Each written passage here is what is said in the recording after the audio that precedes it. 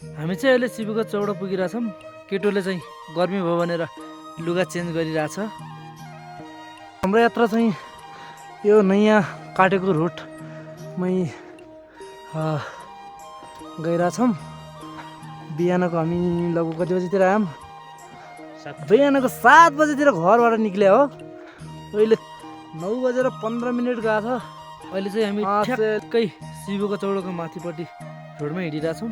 यो पुरानो शिवको चौड चाहिँ तल हो, त्यहाँबाट चाहिँ पहिला बाटो चाहिँ तलबाट हो। अहिले चाहिँ माथि रोड काटेको कारणले गर्दा अहिले चाहिँ बाटै बढी भएको मानिसहरू चाहिँ यो माथिबाटै जाने, माथिबाटै आउने गर्छन्।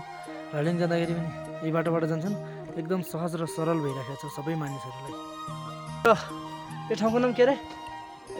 भित्र खोला। यो टाक्पा फुस भन्छ, एउटा टाक्पा फुस होइन। यहाँ चाहिँ अस्ति यो केटो गएर आयो, एकदम रमाइलो सङ्कल भन्दैछ। के अरे जान मन त छ, तर समयको अलिकति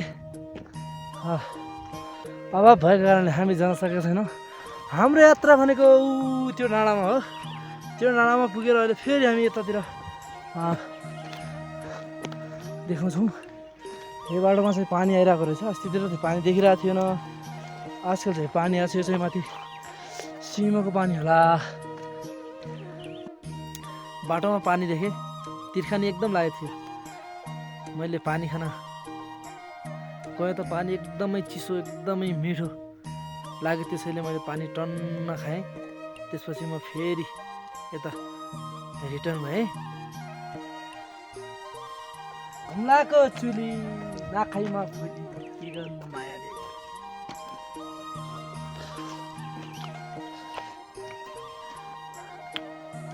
अझै लाग्छ होइन अङ्कलको टाइम? लाग्छ, 1.5 घन्टा लाग्छ।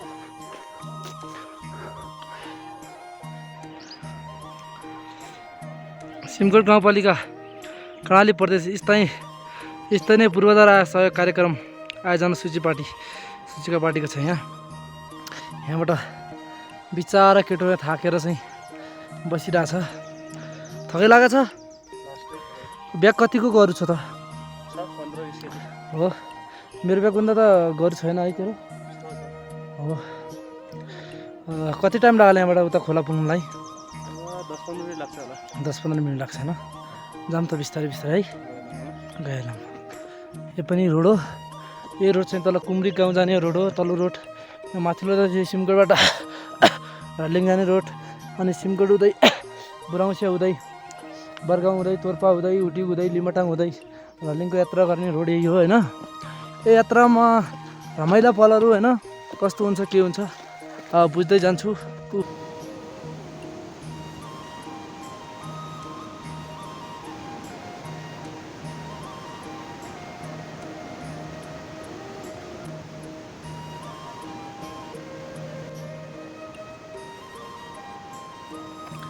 अहिले चाहिँ 12:17 गएको छ।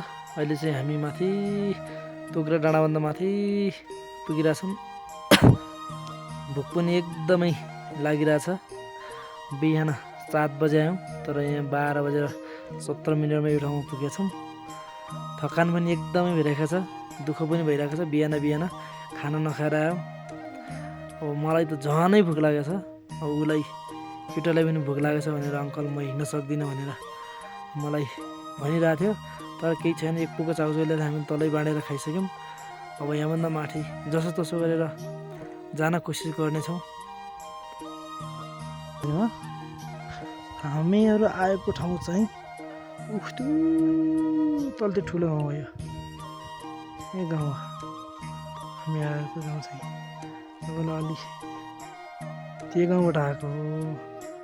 अब त यहाँ माथि चाहिँ बरगाउँ है, लिमटाङ चाहिँ उताको तोर्पा चाहिँ यताको बिचको चाहिँ हुटीको।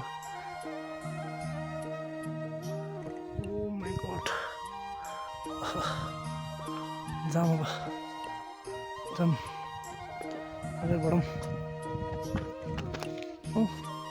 अब बाछाहरू चाहिँ रहेछ, अलिक घाँस चाहिँ राम्रोसँग रहेनछ। बाछाहरू चाहिँ एकदम पातला छन्। सानो भयो नि, त्यस फुटिलो चाहिँ छन् है।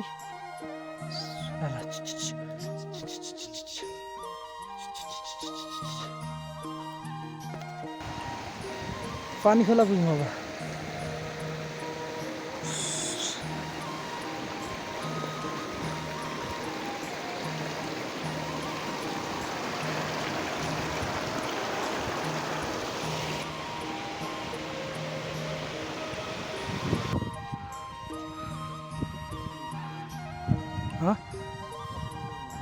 कोबाट जान्छ अरे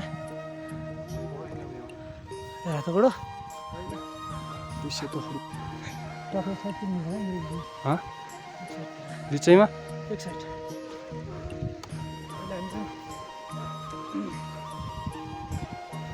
5 घन्टापछि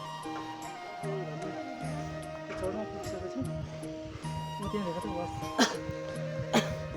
बस गरेको छ अनि अब हामी जाँदैछौँ हामी जाँदैछौँ त्यहाँ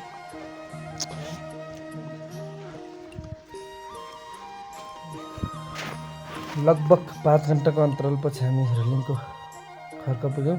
खर्कामा पुग्दा मामा रहेछन् एउटा दाइ रहेछन्। उहाँहरू दुईटैजना सुल्बा खाएर मस्त बसिरहेछन्। हामी पनि गयौँ त्यहाँ बस्यौँ। बस्दाखेरि उहाँले हुल्बा आफू खाएर चाहिँ यता दाइलाई सार्नुभयो।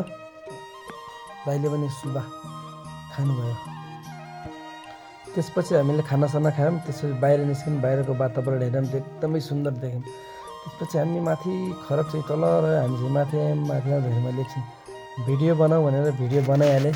त्यहाँको चाहिँ तार्चे लगाएर धुपीको लुङ्गा ठराएर क्या दामी सोलिड देखिरहेको छ। मैले त्यसको भिडियो बनाइहालेँ। बिहानको लगभग 6:30 बजेको थियो। दाइले चाहिँ मै लगाउनु पर्ने भएर बिहानै उठेर दहीको ताउलो चाहिँ बाहिर ल्याउनु भयो। अनि टोल्जुमा हालेर दही लगाउँछु भन्दै बिहानै उठेर त मुखसुख धोएर रेडी हुनुभयो। त्यसपछि म पनि भिडियो बनाउनलाई उठिहालेँ। त्यसपछि म अनि आएँ भिडियो बनाएँ। अनि भोटे दाइ चाहिँ मै लगाउन सुरु गर्नुभयो। अखिलले चाहिँ माथि बाछा कति छन् के छन् भनेर हेरिरहेको छ। अनि अर्को मामा चाहिँ उतैतिर जानु भइसक्यो। मै चाहिँ लगभग 2 दिनमा चाहिँ लाग्दो रहेछ दाइको। एक दिन बिसाएर एक दिनमा मै लाग्दो रहेछ। दाइलाई मैले सोधेँ कतिवटा जुमा छन् भनेर सोधेको। दाइले चाहिँ 5वटा जुमा छन्, 2वटा तुलबिनी छन् भन्नुभयो। त्यसपछि मै चाहिँ एक दिन बिसाएर एक दिन चाहिँ लाग्दो रहेछ। बुढा मान्छेलाई चाहिँ खर्कामा अलिकति गाह्रो। मै लगाउन एकदम समस्या भएकोले उहाँ चाहिँ थाक्नुभयो। फेरि मामाले चाहिँ आफू लगाउँछु भनेर लगाउनु भयो। मैले नि भिडियो बनाएँ। मामाको पनि लगभग 5-6 दिनमा चाहिँ एक दिन लाग्दो रहेछ मै। उहाँको चाहिँ घुमे अलिकति गाईहरू तोलबिनीहरू 2-3 जुमाहरू रहेछ।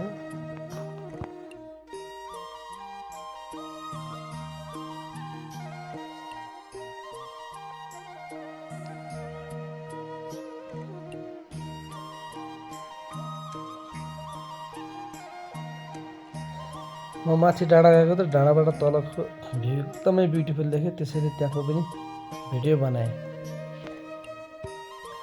दाइ चाहिँ मै लगाउँदा थाक्नुभयो। म ट्राई गर्छु भनेर म गएको त मलाई एकदम गाह्रो भयो। कहिल्यै नगरेको काम गर्नलाई त एकदम गाह्रो हुन्छ। गरेँ। फेरि माथि ल्याउँदा चाहिँ मै बाहिर निस्किने, तल जाँदा चाहिँ तल ठोकिने डर। दाइले चाहिँ मलाई यस्तो गर भनेर सिकाउनु भयो। मैले गरेँ। तर थोरै अलिअलि चाहिँ जान्न लागेको थिएँ। तर त्यहाँ चाहिँ फेरि मैले तातो पानी हाल्नु पर्ने भएकोले तातो पानी हाल्नाले चाहिँ मामा चाहिँ तातो पानी ल्याउनु जानुभयो। तातो पानी ल्याएर चाहिँ मामा आउनुभयो। तातो पानी हाल्नको रिजन चाहिँ घिउ चाहिँ एकदम छिटो जम्ने र घिउ छिटो आउने भएकोले तातो पानी मैमा हालेर घिउ बनाउनको लागि तातो पानी एकदम प्रयोग गरिन्छ।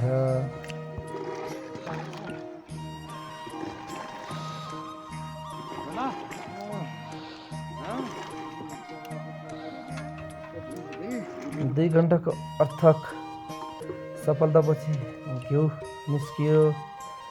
घिउ माथि उतार्नको लागि चिसो पानी प्रयोग गर्नुभयो। चिसो पानी पनि बबाल थियो। त्यसपछि दाइले घिउ गाड्नको लागि चाहिँ हातसाथ धोएर आउनुभयो। घिउ गाड्ने तयारीमा चाहिँ बस्नुभयो।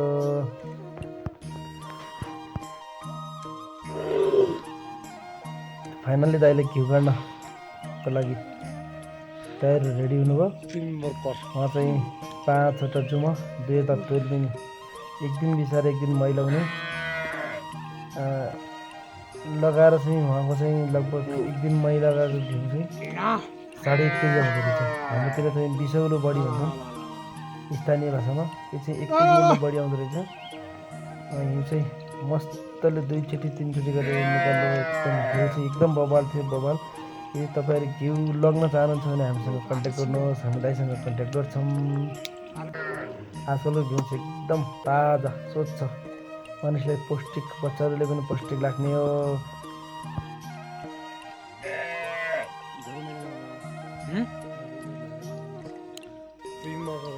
दाइले चाहिँ घिउ गाडेर सकाउनु भयो। मै हामीले ताउलामा हाल्यौँ, ताउलो लगेर चुलामा टेकायौँ। अनि मामाले फेरि मै हाल्नुभयो। माथि पानी उत्रेको चाहिँ गोरुलाई दियौँ। तलको बाग्री चाहिँ छुब्री पार्नको लागि चाहिँ एकदम राम्रो डिसमा चाहिँ छुब्री बनायौँ। त्यसपछि मामाहरू अनि दाइहरू चाहिँ आफ्नो जुमा भेटाउनलाई 1-1, 2-2 गरेर बिहान मैसे लगाएर अब चाहिँ जुमा भेटाउने पालो हो। जुमा धोएर होइन खानासाना खाएर अनि गोरुसुरु चाहिँ बनतिर लगाउने भन्नुभयो। त्यसैले दाइले चाहिँ आफ्नो पहिला ठुलो जुमाबाट भेटाउन सुरु गर्नुभयो।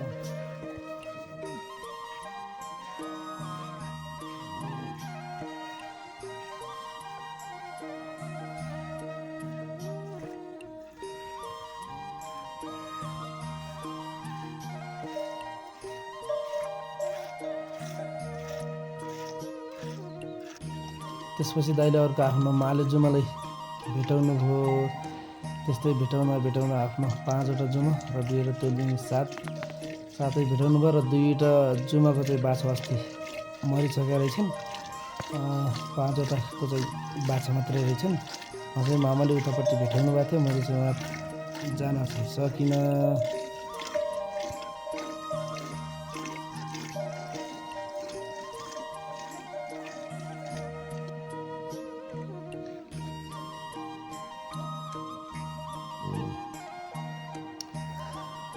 अफिल चाहिँ हाम्रो गोरुलाई चाहिँ नुन दिन जान्छु भने नुन दिन जाँदाखेरि एउटा पोको लग्यो। अनि नुन दिन गयो। नुन दिन जाँदासम्म चाहिँ मामाहरू दाइहरूले चाहिँ गाई बेटाए।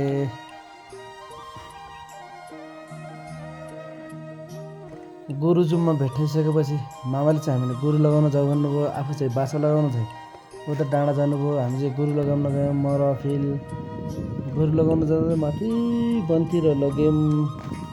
वनतिर लाग्दा एकदम हरियाली वातावरण, प्रकृति एकदम सुन्दर थियो। फुल फुलेको टकमक्क। अनि मलाई चाहिँ सुसेल्न मन लागिहाल्यो। मैले सुसेले सुट गरेर त्यसपछि हामीले गोरुलाई अलि माथि लगाउन माथि पुर्यायौँ। माथि डाँडामा गोरु लगायौँ। त्यसपछि तल झर्न निर्णय गऱ्यौँ। तल झर्नुको कारण चाहिँ हामी खाना पनि खाएका थिएनौँ। 12 बजिसकेको थियो। अनि खानासाना खाएर होइन हामीले चाहिँ घर आउने निर्णय गरेका थियौँ। त्यसैले हामी अलिकति गोरु लगाएर चाँडै आउनुपर्ने भयो। र लिङ्गुम्बालाई चाहिँ मैले एकदम नजिकबाट निहाल्न खोजेँ। त्यहाँको डाँडामा चाहिँ बाटो चाहिँ तारसे लगाएर एकदमै राम्रो देखिरहेको थियो। कुहिरो पनि ढकमक्क लागेर पुरै बाटोलाई छेकिरहेको थियो। त्यसपछि हामी तलतिर झऱ्यौँ।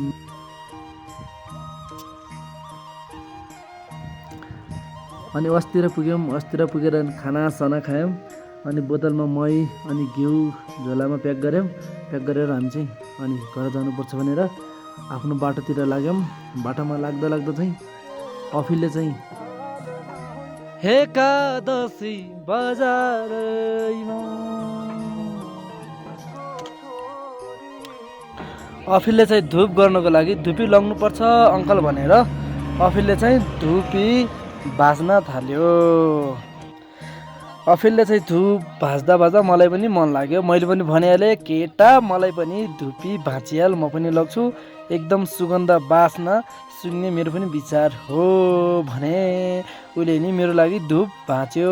अनि हामी बाटोतिर लाग्यौँ। अलि तल तल झर्दा हामी कहाँ पुग्यौँ त? रल्लिङ गुम्बाको तल्लो झर्नेमा पुग्यौँ। फाइनली रल्लिङको यात्रा राम्रोसँग भयो, तर जुवा नपाइएन बन्द भएको कारणले। अहिले चाहिँ हामी यो तल्लो झर्नेमा पुगिरहेका छौँ।